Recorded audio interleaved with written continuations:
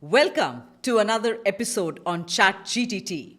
Today we are excited to feature Ritesh Bhatia, founder of V4WEB Cybersecurity and one of India's most respected names in cybercrime investigation. With over 2 decades of experience, Ritesh has led numerous high-profile investigations and is a trusted cybersecurity and data privacy consultant to law enforcement, corporates, and global organizations. He's a certified fraud examiner, a 4-time TED speaker, and has been featured on MTV's Troll Police for his work in tracking down online offenders. With more than 500 media appearances, Ritesh is a go-to expert on cyber threats, digital safety, and privacy in the modern world.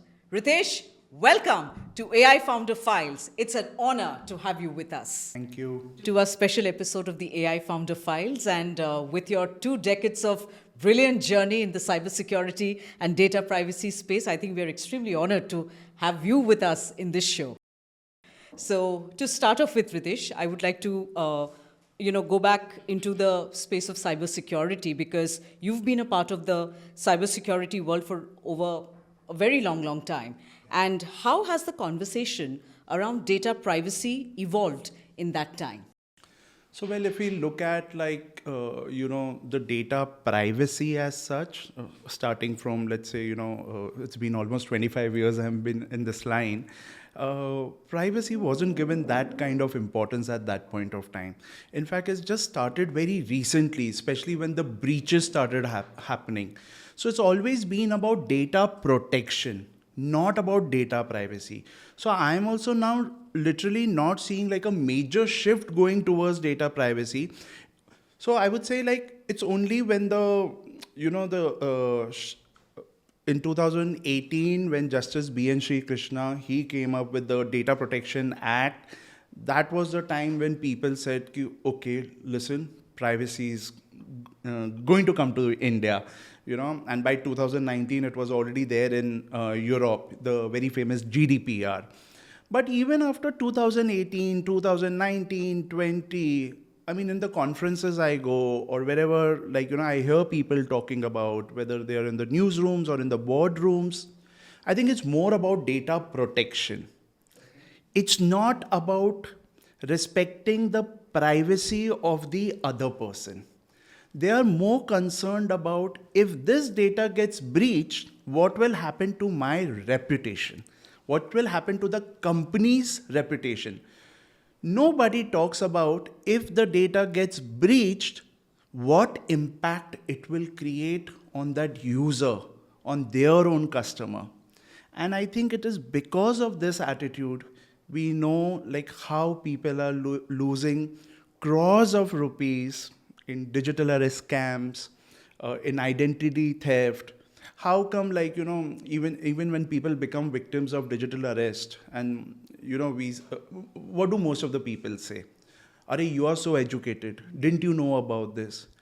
So whether you are educated or not, that is a secondary thing. The question that needs to be asked is, this money went into some account. How did that account open? So those, what we call in the world of the cyber crimes, are mule accounts. How did a bank even open an account? You did a KYC. Did you do this kind of a KYC So I think up till now also, if I say, people are still talking about data protection, even after we having the Digital Personal Data Protection Act. You look at the act itself. What's the name of the act? DPDP. Digital Personal Data Protection. Where's the privacy in it?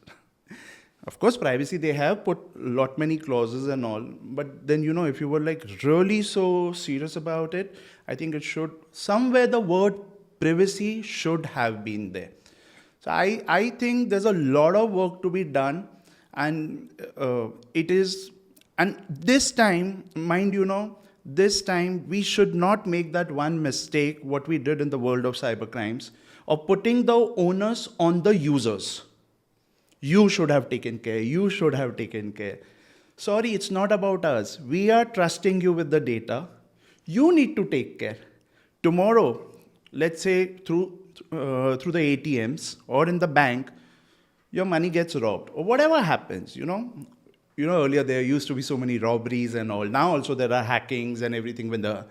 So what does the bank come and tell us that, oh, you should have taken care of when, it goes through their main, through the bank itself?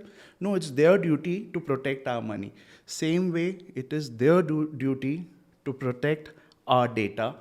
And unfortunately, everyone is failing us again and again. You've brought a very interesting angle in this conversation, Ritesh, because, I could not have agreed more that privacy is one factor that very few people are talking about or getting there.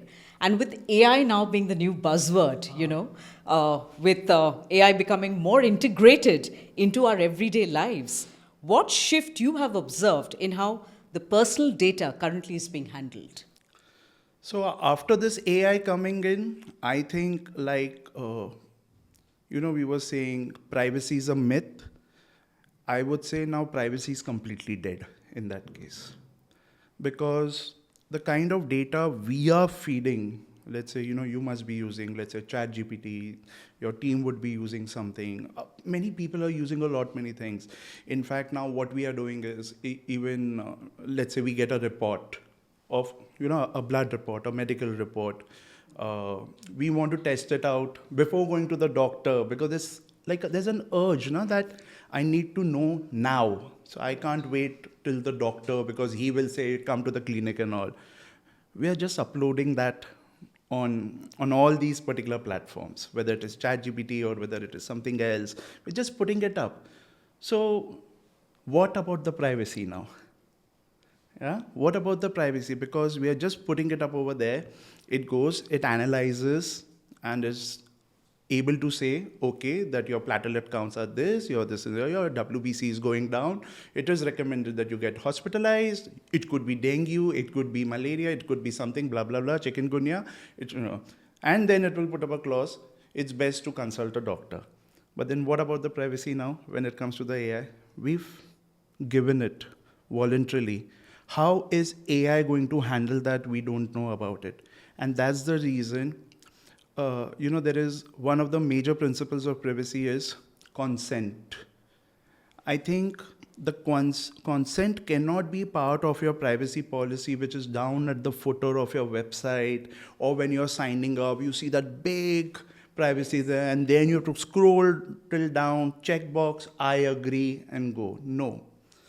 When I have put something over here, ideally ChatGPT should tell me, this is way too personal. It is not right that you put it over there. I would like to clear it from my memory, else give me the consent.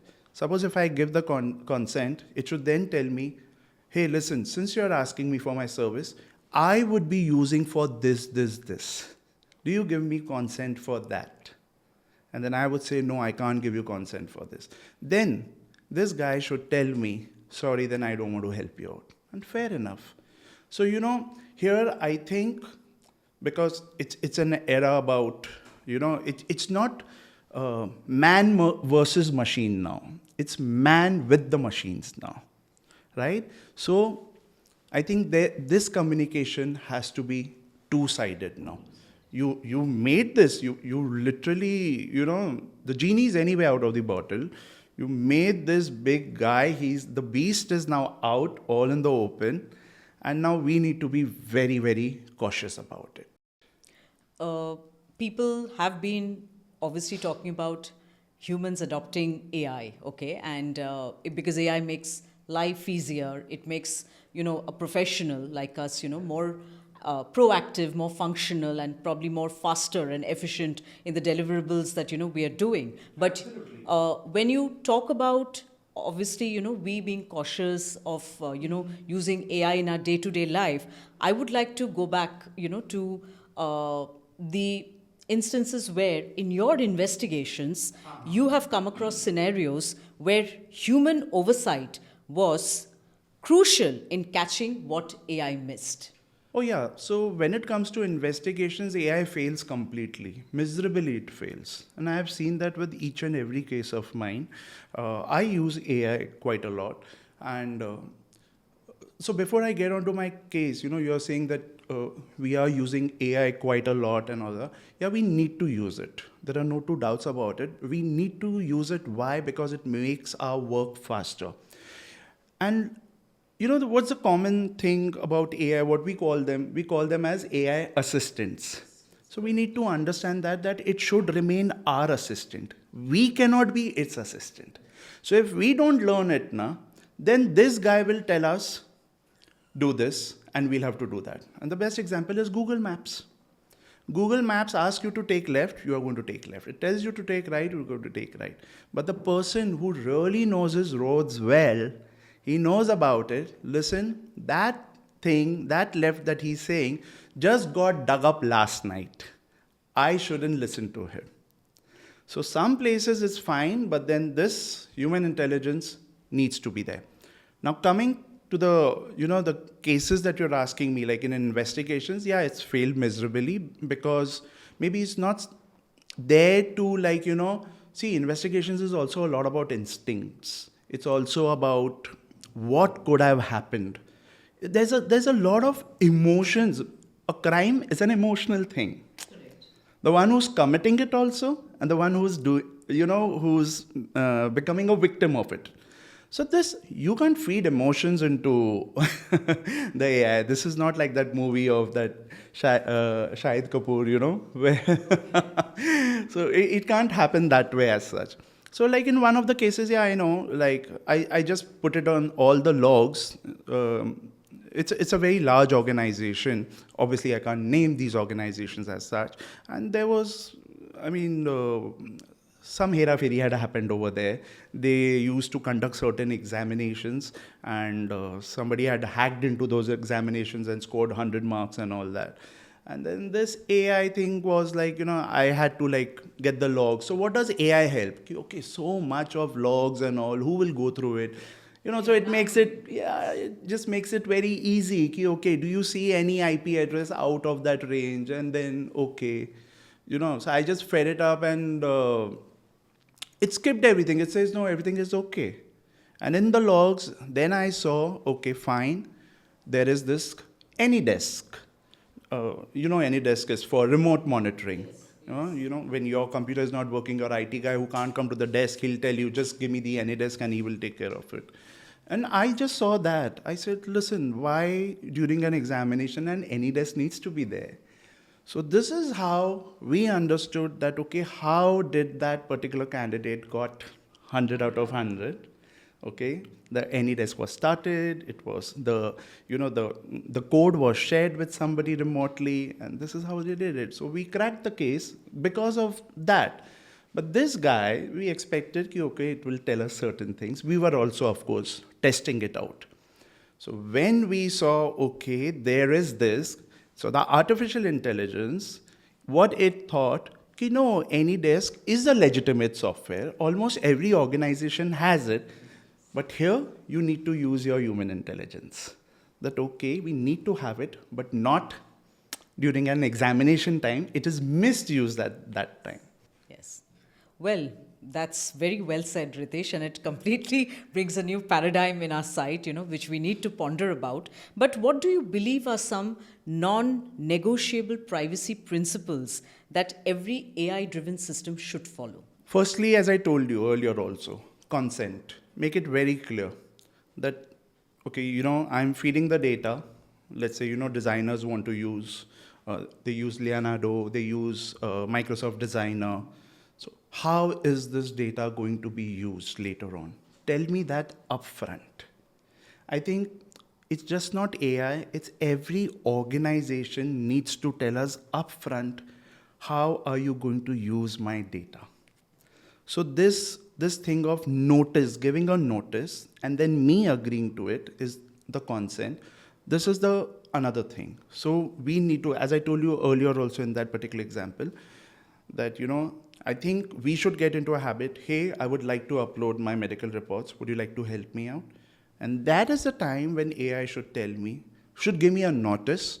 Listen, you'll give me this, but two things. Number one, I'm not a doctor. You should ideally be going to a doctor.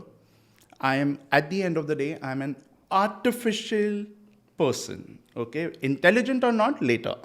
But I am artificial, okay? So second, it should say, if you put this data on my server, it will be used for all these things. Are you giving me your consent for it? That is the time, you know? So these are the two things. The other third thing I would say is, the bias. Now, you know, I know you speak a lot on AI, ethics, and bias. So there's a lot of bias that is happening. So I think this is a third principle which everybody who's into the AI space, they need to figure out that whether their systems are being biased or not. Now, for example, right now, AI is being used to dispose of loans. And a lot of bias is coming on that the more loans are going to males rather than females. Okay, is it? So there is this bias in that case. So what is the whole idea about it? So there are I mean, you can do a simple thing. Just go to any of these AI assistants or like a ChatGPT and all, or Gemini, and just say create a story of a doctor who's in love with a nurse, and make it a short story. And you just see the doctor will be a male, the nurse will be a female. Correct. True it is. Yeah. So this bias part of it is also something that needs to be checked, especially now, when you're talking about insurances, when you're talking about, because in any case in the insurance sector, there's already so much of a bias as such that, okay, if you are like kind of a little overweight, then it is, and that too, if you're male, then it is like this. If you're a female and overweight, then it is like that. But then these have not proved to be right as such. Mm-hmm. So these are the things that need to be checked upon again and again. And lastly, I would say, of course, there are several principles, but for me, the two most important ones, I would say, is number one, data minimization. We collect a whole load of data, a whole lot. I mean, I think by culture also we are somebody who hoards a lot many things. I still have my pants of 34 waist size, thinking that I will fit to it. Okay. You still feel, you may say, okay, maybe you're feeling inspired. Oh, rubbish, it's been 10 years, it's there only. So I think, we're just hoarding this, okay, someday it will be useful as such, but no. So same thing, it happens to the data also. If you look at data breaches, like one of the breaches is of a very large retail store, and when that data came out, I saw that in the data, so they had taken your name, fair enough. Your address, maybe because they want to ship it to you, fair enough. Your gender, it should be optional. Your age, date of birth, how does that matter? And you'll say, okay, the company may say, we just want to send you a happy birthday or something like that. Enough, I think you send me a gift, it's okay, but not a happy birthday note. I'm not going to be really happy about it, because then you're taking too much of my data, which is being given. All that was still okay, but it will also ask for the religion. Why? So when the developer or the department was designing, what is the attitude? Yeah, collect everything. You look at any of the websites. You look at if you're taking a feedback form, okay. It will ask you for your name, your phone number, your email, your address. Boss, I just have to give a feedback, whether I like the studio or not. I'll say 3 stars, 4 stars, and maybe live here. Now, who am I? What's my number? What's my email and all? Maximum what you'll do, you'll just come and reply and say, okay, thank you, we've noted and all. That's it. But again, why are we getting so much of data? So data minimization is the most important principle. And somewhere these organizations are not going to understand. They will still say, collect it. And me being a cybercrime investigator and an incident response specialist, when the data breaches happen, the organizations, I go and I check out such data and I guide the organizations. And then I see so much of data. Sometimes there have been organizations, they say, even we didn't know we had so much of data. I said, okay, you have so much of data, but so many irrelevant fields you got. Why did you even collect this data? They said, no, we don't know. So there are no answers. So minimizing this data is most important. The second principle, as I told you, for me, these are the two most crucial ones, is privacy enhancing technologies. So let's say you decide that no, I need to know your name, I need to know your number, your email, for whatever reasons, let's say your gender and date of birth and address, then start applying privacy enhancing techniques. It's not really too much of a tech as such, if you understand. What does that mean? It means that if the name is shown as Ronita Sengupta, we just put R and then asterisk, asterisk, asterisk. Sengupta, S, asterisk, asterisk, asterisk. Your mobile number, okay, 86 and XXXXXX. You just do that. So, because tomorrow when the data will be breached, mind you, it will be breached. As I always tell in my conferences and to all my clients, sabka katega. It will be breached. When it will be breached, that time when it will be out, Ronita Sengupta cannot say, hey, this is my data. Because somebody's name starting with R and surname starting with S, there could be millions of them. There could be thousands of them also having the number starting from 86. It's not unique to you, right? So do these things. And from users' perspective, we need to now start refusing to give a lot of data. You go to the coffee shop, may I have your number? Why? Ask for what reason? Is it for some loyalty program or what is it? No, we just need it. We'll send you the bill over the SMS. No, we don't need it. I need a physical bill. I'm not going to give you my number. I think somewhere we now need to start understanding. See, as a country, we've not been very private people. You know, our doors have been open to our neighbors. We just walk into anybody's house and all. But you see that in Europe and all, it's opposite. And maybe that's how we've been a more happier country compared to the others. We have this culture where we trust people, and because of that trust, we have so many good people in the country also. But now we need to understand that we need to be good as long as we're in India, we are on the earth. But the moment you go into the cyberspace, don't trust whatever you see, whatever you read, and whatever you hear. There, now all these principles of your life, like, okay, be somebody who can trust people, not over there. So these are the two different worlds we are living in, and we need to, kind of have a split personality.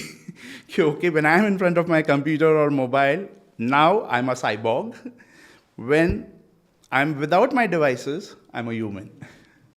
Okay, that's quite, I think not only interesting, but absolutely, I would say, insightful, hearing it from you about the different principles that we are talking about.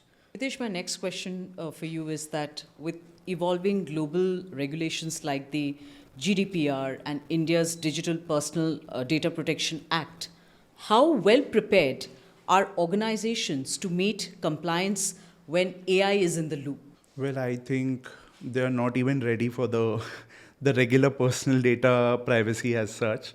Forget AI as such. So I think they're now also they are not like really acting as such. Okay, the privacy, the DPDP is coming. Let's do something. It's only some very very large organizations. They are considering it, and they have started working on it. Several of them. But otherwise, no. And but with the AI coming in, they need to now, in fact, the ones who haven't started or the ones who have also started or completed their DPDP journey, they really need to think, what about the AI? What happens when we are going to integrate a tool? Because AI runs on what's machine learning? At the end of the day, it needs a lot of data, right?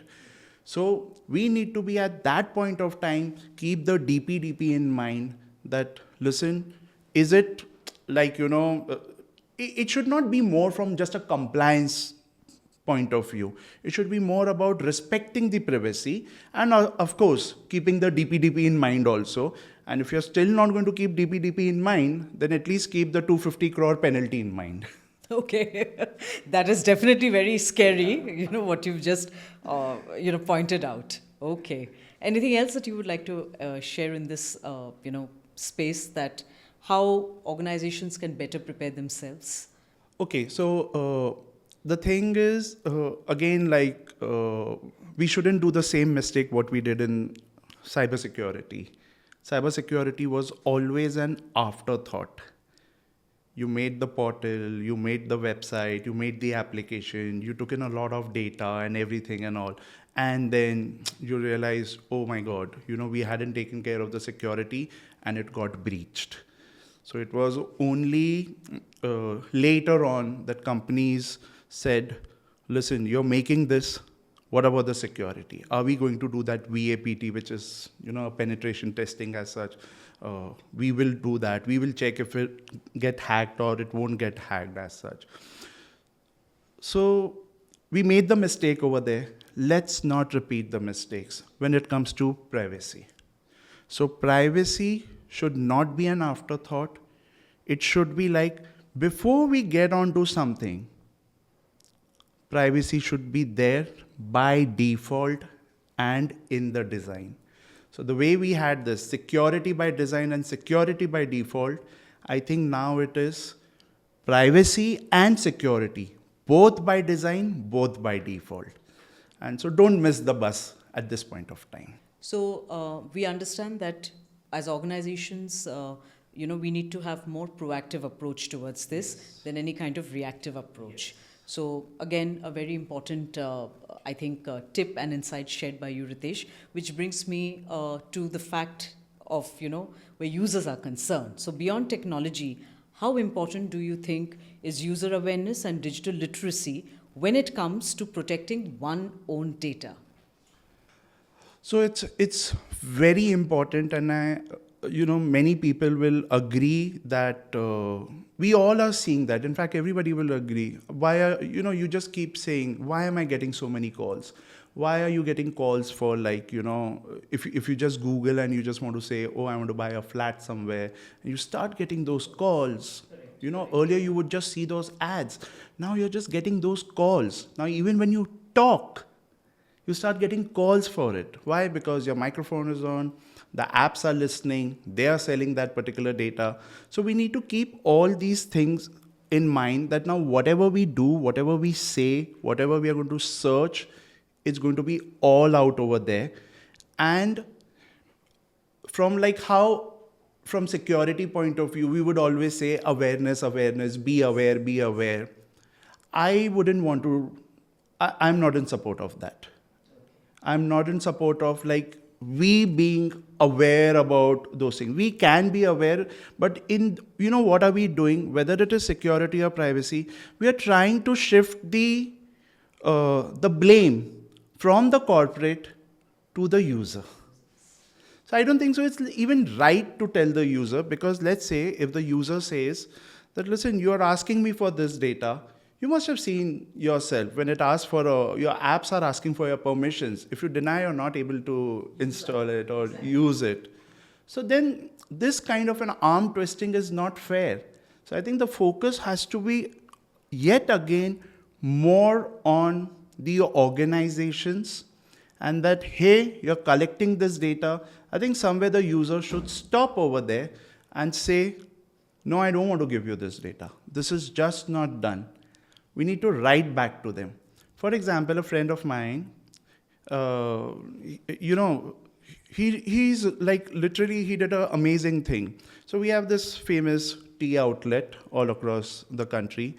It was asking for your face scans. Whenever you go into that outlet, it would take your face scan, and then you could just punch in your order, make the payments and everything. This was a guy who said, why do you need this? And he wrote a big article and all, and that's how today that tea outlet doesn't collect it anymore. So the thing is, more than awareness now, we need to question that, why do you want this data? You going to a restaurant, to any particular place, they're saying, okay, we need this. Sorry, I don't want to give it to you. I think this is the only thing that we need to do. So the data minimization should be from both places.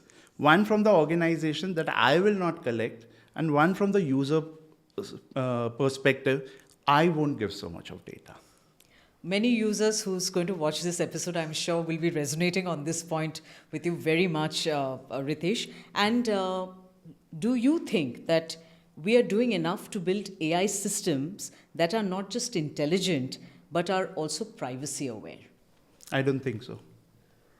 As I told you, so see, most of the things I'm not agreeing only.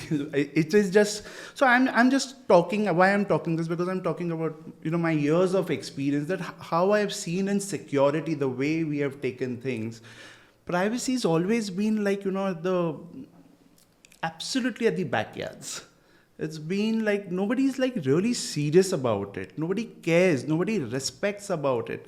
So when, even like now you said about the dual intelligence part of it, and what was your last bit you asked me from in this question? So my question to you is that, do you think that we are doing enough to build AI systems? The organizations, that yes, are not just intelligent, but are also privacy aware? No. So as I told you, it's been in the backyards as such, and it will continue being that way.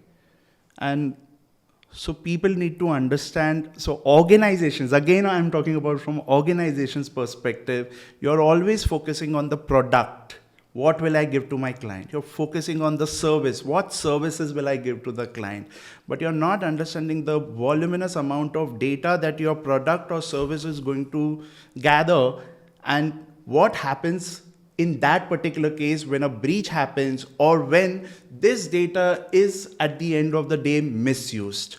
Because how is this machine learning as such, right? How is this? It's learning with a lot of the data that's coming in. And what are we doing? So we are not taking the efforts of removing certain data and feeding it to the machine. Take an example of analytics. If we, from marketing perspective, right? From marketing perspective, what happens is, let's say there's a big mall and it wants to do the analytics. What time people come at the most, maximum Yes. people come at what time, where do they go, do they take the left or do they take the right ones, from where do they start and all, everything, how many males, how many children, everything. Nowadays you have those cameras also, which automatically detect, those are AI enabled cameras.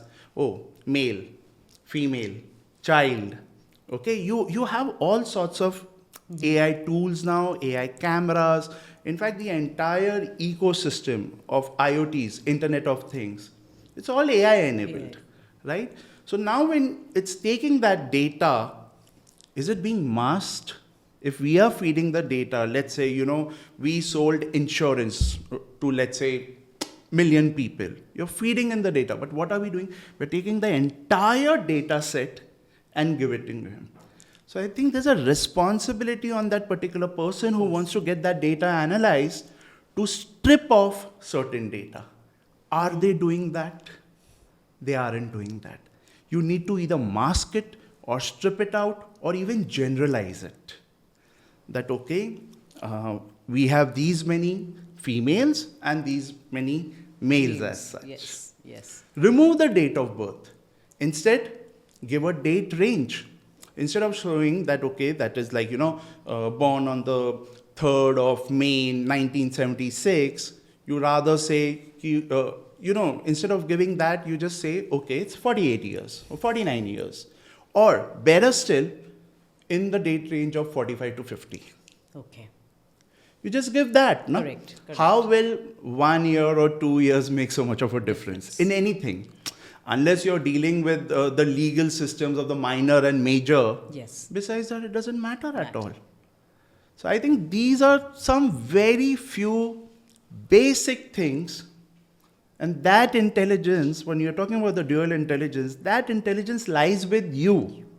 With humans, of course. With the humans. So are you using that? Yes.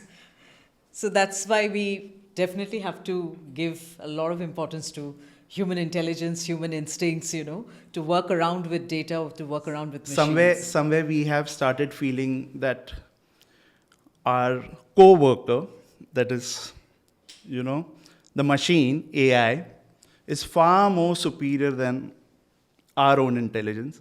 But we are failing to realize one thing, that at the end of the day, it's we who created that. Yes, very beautifully said and very aptly said. Now, as someone who blends technical knowledge with your investigative instincts, how do you personally view the future of human AI collaboration? So, as I told you earlier also, it is not going to be the man versus machine as what is being shown in the movies and, all this Black Mirror and all that. Oh, it may happen, okay? But it is definitely the era of man with the machines. With the machines. Without the machines, you're really going to be handicapped as such. So now we need to understand that what path are we going to select? Are we going to become lazy? Because here's this guy, something that I was going to do for 8 hours in a day, it would take me 8 hours, he's just finishing it in like 8 seconds. So do I just become lazy, or I become very effective in doing much more things? Yeah. And that is where the human needs to understand that, listen, I got an assistant now. So I need to use my 8 hours for something that this guy can't do. So here is where the human intelligence, the problem solving skills, the emotional front, like you from a HR background, so this is not like, you'll go and ask ChatGPT, hey, I got this and this particular employee wants to leave. What questions do I ask? How do I do it? AI is not going to talk to him and all. Of course, it can do that. If it's required, it can do that. But at the end of the day, this is where the empathy factor, all these emotions that are going to come, we need to put it in the right use as such. So yes, there was an era of hard work, it became smart work, and we have now seen the smart work being done by this smartest person. Okay. Yes. So what are we left with?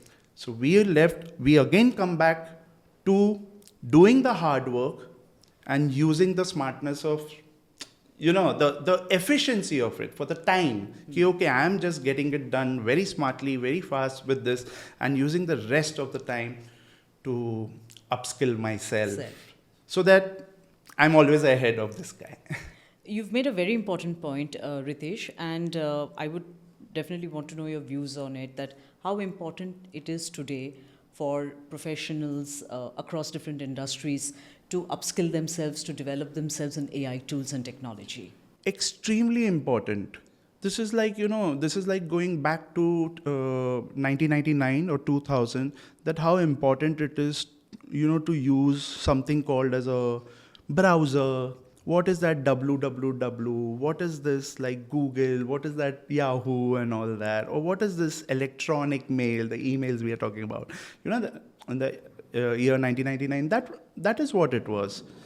The ones who didn't upgrade themselves, they were left far behind. Today also you would see many of our senior citizens, our own parents, they are handicapped actually because they can't use this. And with the digitalization push, and it's not just because of our government about the digitalization push, overall throughout the world, the digitalization which is there. So if we are not going to keep up to its pace, we will be left far behind. Like if today, the people at the home, they really need to know how to use this quick commerce, as we call them, no? Instamart and Swiggy and Zomato and all. They need to know about this. Otherwise, they will have to go to the market, so they don't know about it. So it's very important. So the same way, it's very important for us to know, I would say, at least 10 AI tools to begin with. At least 10 AI tools. So if you haven't started learning, start with one tool a week, master it, go to the second, go to the third then. You need to do that. No choice, no options, because tomorrow your resumes are going to be over there. Like how earlier days we would say, proficiency in Word, Excel, PowerPoint. It is now going to be proficiency in AI.